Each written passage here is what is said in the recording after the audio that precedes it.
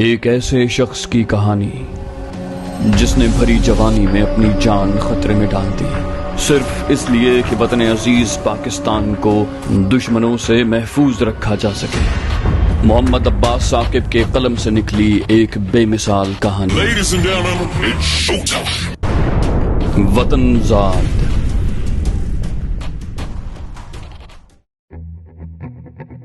मैंने निरोला हाउस पहुंचते ही राजीव से रागिनी मैडम के बारे में पूछा। पता चला कि मालिकन की वापसी की कोई इत्तला नहीं है, हत्ता कि उसने फोन करके इत्तला भी नहीं दी कि उसे वापसी में मजीद कितने दिन लग जाएंगे। मुझे ये सुनकर गुस्सा आ गया। वो हर्राफा वापस आने का नाम ही नहीं ले रही थी। उसके आने के बाद ही अंदाजा लगा सकता था कि उसके जरिए अटल बिहारी वाजपेयी को फांसने के कितने इम्कान हैं। अगली सुबह मैंने नाश्ते के बाद 2 घंटे वुमेन सपोर्ट ऑर्गेनाइजेशन के दफ्तर में बर्बाद किए और फिर राजीव को बताया कि मैं गाड़ी पर अपने घर वालों से मिलने हुमायूं नगर जा रहा हूं और रात गए तक मेरी वापसी होगी। ये भी मुमकिन है कि मैं कल किसी वक्त लौटूं। इस दौरान में अगर रागिनी मैडम वापस लौट आए तो उस तक मेरा ये पैगाम पहुंचा दिया जाए। वहां से मैंने सीधा तार घर का रुख किया और शमशाद भट्ट के फ्लैट के फोन का नंबर मिलाया। काफी देर तक घंटी बजने के बावजूद फोन न उठाया गया तो मैंने उसके कागज के गोदाम के दफ्तर का नंबर मिलाया। लगभग फौरन ही रिसीवर उठा लिया गया। दूसरी तरफ इस बार भी शमशाद भट्ट का मैनेजर निखिल ही था। मैंने लहजा बदलकर जगदीश भट्ट से बात करने की ख्वाहिश का इजहार किया। निखिल ने शाइस्तगी से बताया कि उसका सेठ एक कारोबारी दौरे पर शहर से बाहर गया हुआ है और उसकी आज शाम या कल सुबह तक वापसी की उम्मीद है। उसके नाम कोई पैगाम हो तो बता दिया जाए। मैंने शुक्रिया के साथ राब्ता खत्म कर दिया। शमशाद भट्ट ने मुझे अपने गाजीपुर के अचानक दौरे के बारे में कुछ नहीं बताया था, मगर मैं अंदाजा ही लगा सकता था कि उस दौरे का मकसद दरअसल मेरी सौंपी गई अमानत महफूज अंदाज में मुतल्लिका ओहदेदारों तक पहुंचाना होगा। इस कयास से मेरे दिल को इत्मीनान महसूस हुआ और मैं खासे हल्के फुल्के दिल के साथ वहां से चल दिया। शमशाद भट्ट की तरफ जाने और उसके पास ठहरने और मुमकिन तौर पर नईम इकबाल साहब से मुलाकात का इम्कान खत्म हो चुका था।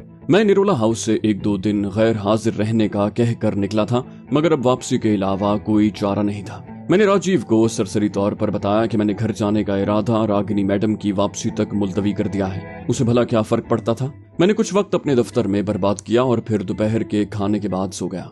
अगले रोज मैं राजीव को साथ लिए सब्जी मंडी जा पहुंचा।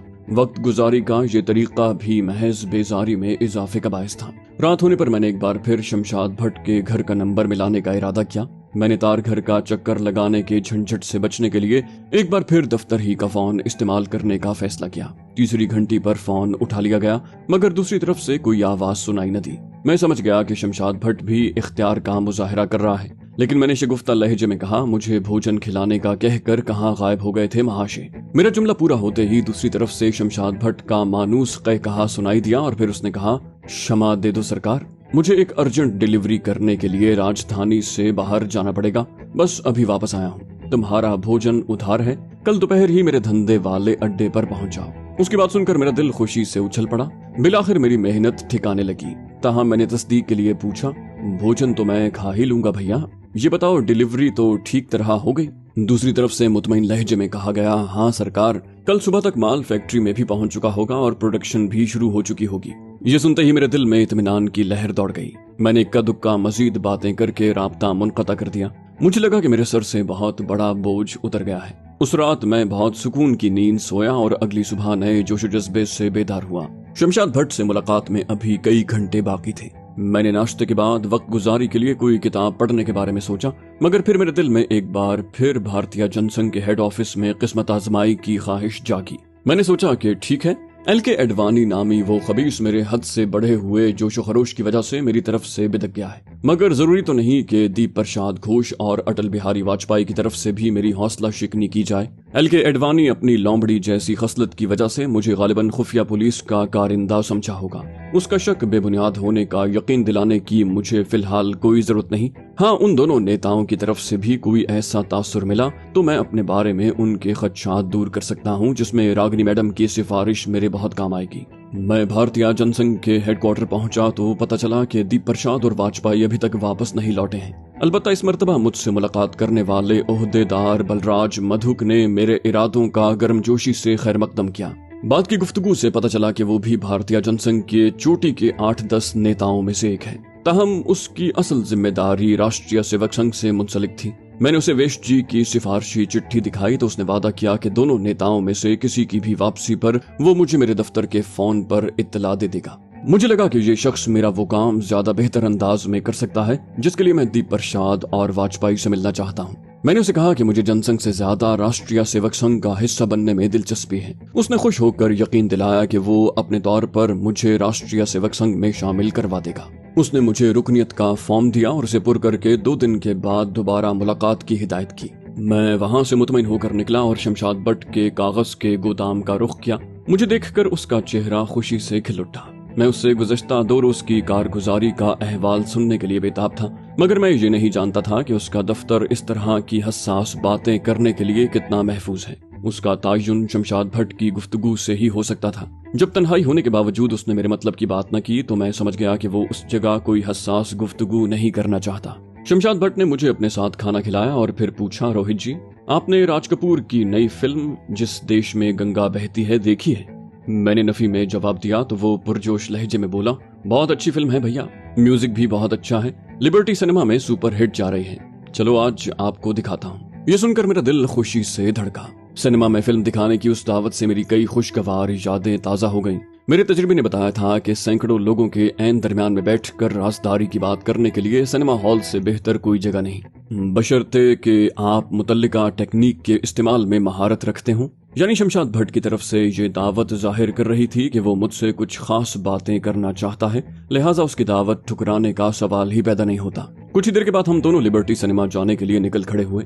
शमशाद भट्ट की ख्वाहिश पर मैंने अपनी गाड़ी वहीं गोदाम के सामने खड़ी छोड़ दी थी और वो मुझे अपनी गाड़ी में ले जा रहा था। मैंने पहली मुलाकात में कुतुब मीनार से वापसी के सफर में जब अपनी आदत के मुताबिक उसकी गाड़ी चलाने की महारत का तज्जिया किया तो वो खासा मशाक लगा, मगर मुझे अब लग रहा था कि शायद उसे अभी शहर की भीड़ भाड़ वाली सड़कों पर गाड़ी चलाने का बहुत ज्यादा तजुर्बा नहीं है। लिबर्टी सिनेमा पहुंचकर शमशाद भट्ट ने खलवत यकीनी बनाने के लिए 4 नशिस्तों वाले पूरे बक्स का टिकट खरीद लिया। फिल्म शुरू होने में अभी कोई 20-25 मिनट बाकी थे, मगर हम अपने लिए मुख्तस बक्स में जा बैठे। शमशाद भट्ट तमहीद में वक्त जाया करने की बजाय फौरन मतलब की बात पर आ गया। बोला, तुम्हारे रुखसत होने के कुछ ही देर के बाद मुझे चीता भाई के जरिए साहब की तरफ से तहरीरी पैगाम मिला कि अभी और इसी वक्त अपनी गाड़ी पर सामान समेत बरेली की तरफ निकल पड़ो। मैं भूखे पेट गाड़ी दौड़ाता 7 घंटे में बरेली के करीब पहुंचा तो एक साहब मेरी गाड़ी में बैठ गए और हम सीधे बस अड्डे पहुंच गए। शमशाद भट्ट के लहजे में खफकी की झलक मगर चेहरे पर मुस्कुराहट थी।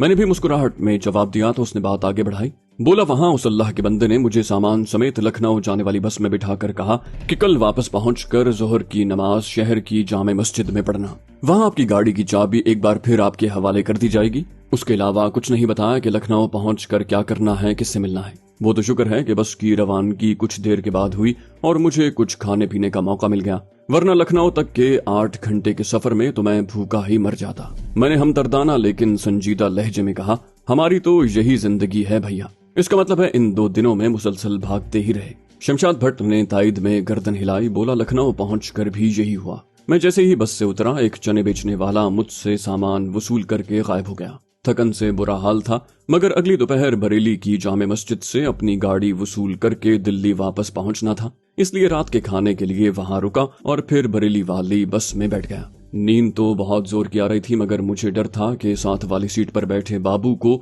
तुम्हारे दिए हुए पिस्तौल की सुनगुन न मिल जाए, इसलिए अपनी नींद से लड़ाई करता रहा। खुदा का शुक्र है कि कोई 3 घंटे के बाद कोई बड़ा कस्बा आने पर वो उतर गया और फिर बाकी रात बरेली तक कोई और मुसाफिर उस सीट पर नहीं आया और मुझे चंद घंटे की नींद लेने का मौका मिल गया। मैंने इतनी तंदही से अपना फरीजा अंजाम देने पर उसे खिराज तहसीन पेश किया। उसने शुक्रिया अदा किया और फिर एक गहरी सांस लेकर कहा, मैं बता नहीं सकता भैया कि मुझे कितना सुकून मिला।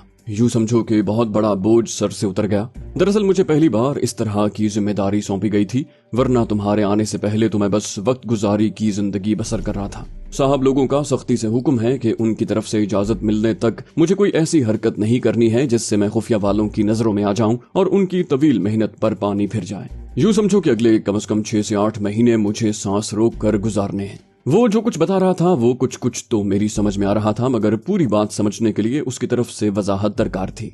जाहिर है मैं उसकी मर्जी के खिलाफ उसे सब कुछ साफ साफ बताने का तो नहीं कह सकता था। हो सकता है उसे नईम इकबाल और दीगर आला हुकाम की तरफ से मना किया गया हो। मगर तभी शमशाद भट्ट ने गंभीर लहजे में कहा, मुझे साहब लोगों की तरफ से तुमसे कोई राजदारी बरतने को नहीं कहा गया है, वरना ये बात सबसे पहले मुझे बताई जाती। और अब तो मुझे अंदाजा हो चुका है कि तुम जो कुछ कर रहे हो वो शायद पाक वतन की सलामती के लिए मेरी जिम्मेदारियों से भी ज्यादा अहम है, इसलिए तुमसे कुछ छुपाने की जरूरत नहीं है। शमशाद भट्ट की बात सुनकर मैंने इत्मीनान का सांस लिया और एतमाद के काबिल समझने पर उसका शुक्रिया अदा किया। वो कुछ देर शायद अपने ख्यालात यकजा करने में मसरूफ रहा, फिर बोला, मैंने तुम्हें अपने बारे में जो कुछ बताया वो बिल्कुल सच है, मगर मैंने तुम्हें जेल से रिहाई पाने के बाद की अपनी सरगर्मियों के बारे में जो कुछ बताया वो अधूरा सच है। उसने मेरे तासुरात का जायजा लेने के लिए तवक्कुफ किया। मैं ये बात पहले ही समझता था, लिहाजा हाँ में सर हिलाने पर इक्तिफा किया। उसने फौरन ही बात आगे बढ़ाई, बोला, दरअसल मुझे रिहाई मिली तो मैंने सीधा अपने आबाई कस्बे बांडीपुरा का रुख किया था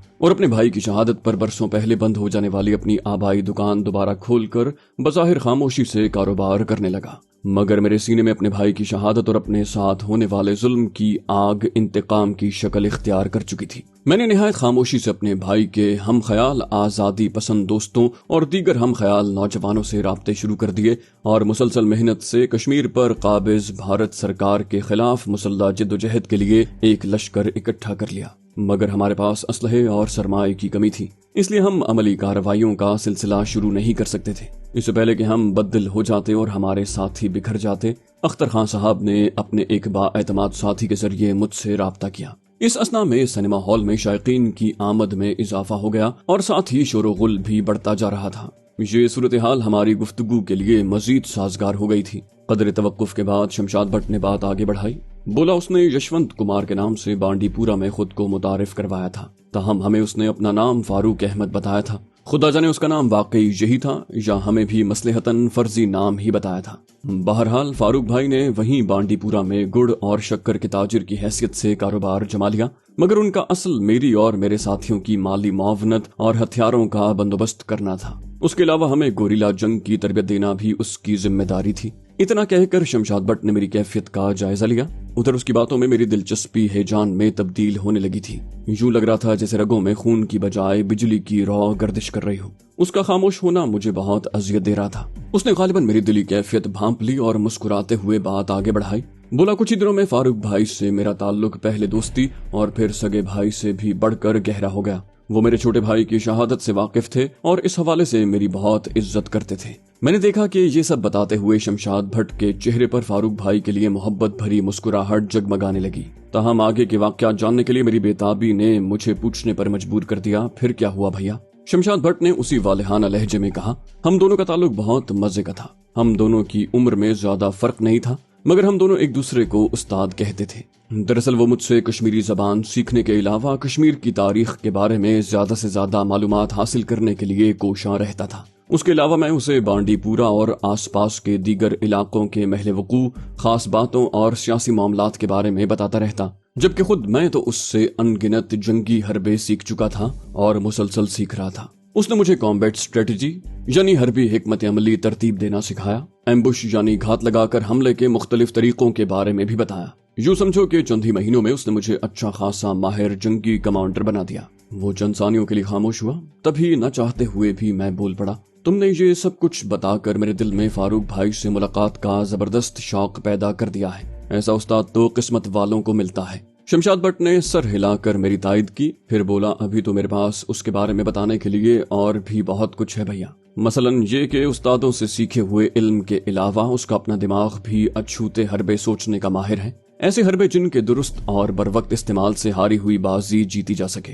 अपनी उसी जिद्दत तराज सोच की बदौलत उसने तरह तरह के बम बनाने में महारत हासिल कर रखी है। और सबसे कमाल की बात यह है कि वो बम बनाने के लिए बारूद का मोहताज नहीं है, बल्कि वो बहुत से आम दस्तयाब कीमियाई मादों को धमाकाखेज मवाद में तब्दील कर देता है। शमशाद भट्ट के लहजे में गहरी सताइश नुमाया थी। मैंने उसकी गुफ्तगू में वक्फे से फायदा उठाते हुए इस्तफसार किया, मेरा ख्याल है तुम एमोनियम नाइट्रेट और सल्फेट वाली खादों का जिक्र कर रहे हो। शमशाद भट्ट ने हाँ में गर्दन हिलाते हुए कहा, फारूक भाई से मिलने से पहले तो हमने कभी उसके बारे में सुना तक नहीं था। उसने न सिर्फ मुझे सड़क किनारे और जमीन में दफन करके बारूदी सुरंग की तरह काबिल इस्तेमाल बम बनाने की तरबियत भी दी, बल्कि देसी टाइम बम बनाने के तरीके भी सिखाए। उनके सिखाए हुए ये हरबे बाद में बहुत काम आए और हमने काबिज भारतीय फौज को जबरदस्त नुकसान पहुंचाया। मैं शमशाद भट्ट से देसी साख्ता बमों के बारे में मजीद तफसील जानना चाहता था, मगर वो अपनी धुन में बोले जा रहा था। उसने कहा, हम में और हमारे जैसे बाकी आजादी पसंदों में जोशो जज्बे की कमी नहीं होती,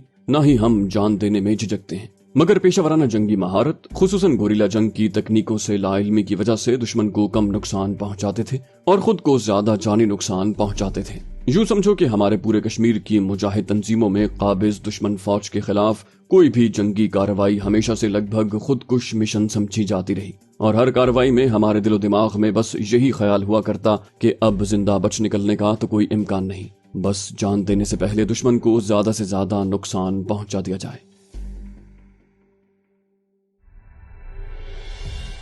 दोस्तों, वीडियो के आखिर में एक बार फिर आपको बताते चलें कि वतनजाद कहानी चूंकि लिखी जा रही है, इसलिए जैसे जैसे इसकी इक़सात लिखी जाएंगी हम वैसे ही आपके लिए वीडियो लेकर आते रहेंगे। एक मुसन्निफ के लिए कहानी तख्लीक करना और उसे लिखना उतना आसान नहीं होता, इसलिए आपसे गुजारिश है कि हमारी और मुसन्निफ की मजबूरी को भी समझें और हमारी हौसला अफजाई के लिए हमारी दूसरी वीडियोस भी देखते रहिए।